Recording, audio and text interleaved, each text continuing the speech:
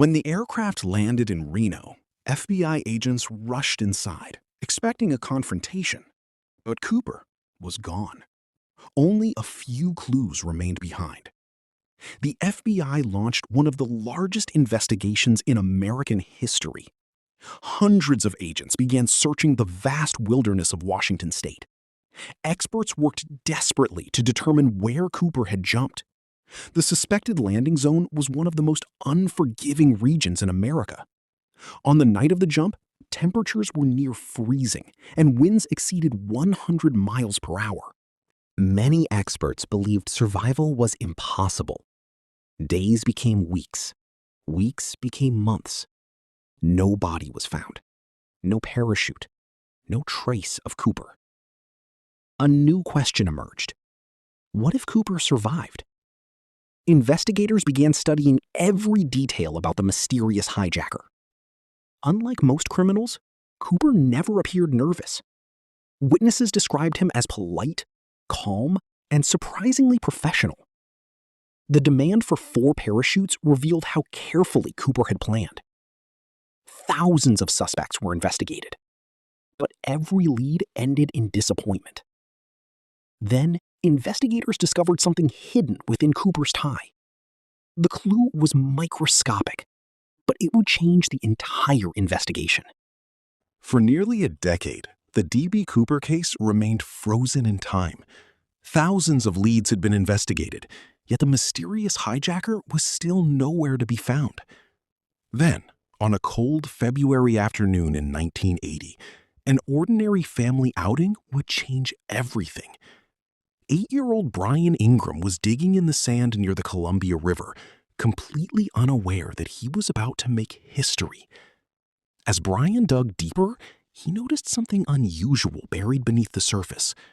At first, it looked like old garbage, but when the bundles were examined, they revealed something astonishing. The family quickly realized they had discovered money, a lot of money. Authorities were notified immediately. Within hours, FBI agents arrived at the scene. What investigators discovered next shocked the nation. The serial numbers matched the ransom money given to D.B. Cooper. For the first time in 9 years, physical evidence connected to the hijacking had been found. America was stunned. The mystery that many believed was fading away suddenly came back to life. But the location of the discovery created a new mystery. The money was found far from where investigators believed Cooper had landed. Some experts believed river currents had carried the money downstream over many years. Others disagreed. According to their calculations, the river could not fully explain the discovery. Only about $5,800 was recovered.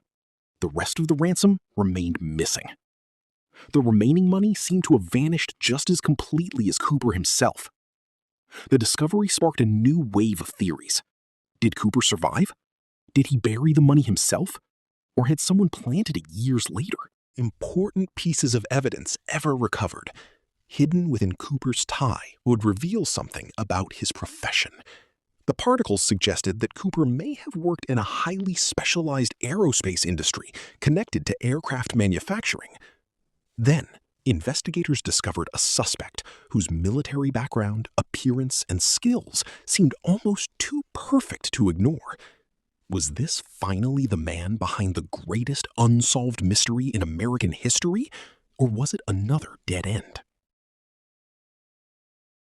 By the mid-1970s, the D.B. Cooper investigation had become one of the most frustrating cases in FBI history.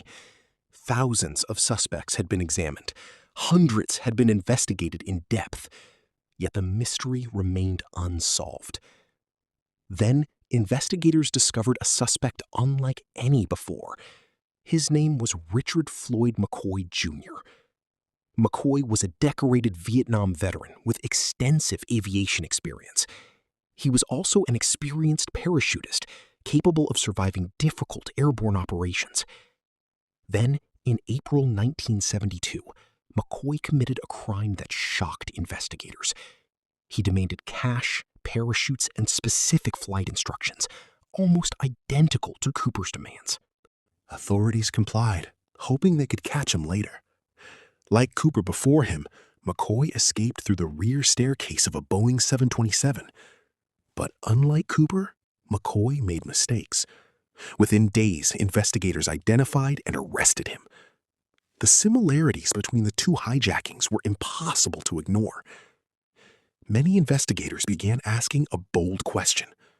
Was Richard McCoy actually D.B. Cooper? But when witnesses compared McCoy to the man they saw aboard Flight 305, most rejected the identification. The age, facial structure, and appearance simply did not seem to match. Then investigators discovered something even more important. McCoy appeared to have a strong alibi during the Cooper hijacking. Suddenly, the strongest suspect yet was slipping away.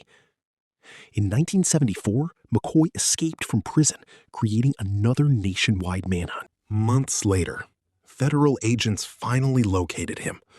A violent confrontation followed. When it was over, Richard McCoy was dead. If McCoy knew anything about D.B. Cooper, he took those secrets to the grave. But the mystery refused to die. New suspects continued to emerge. The case was no longer just an FBI investigation. It had become a national obsession.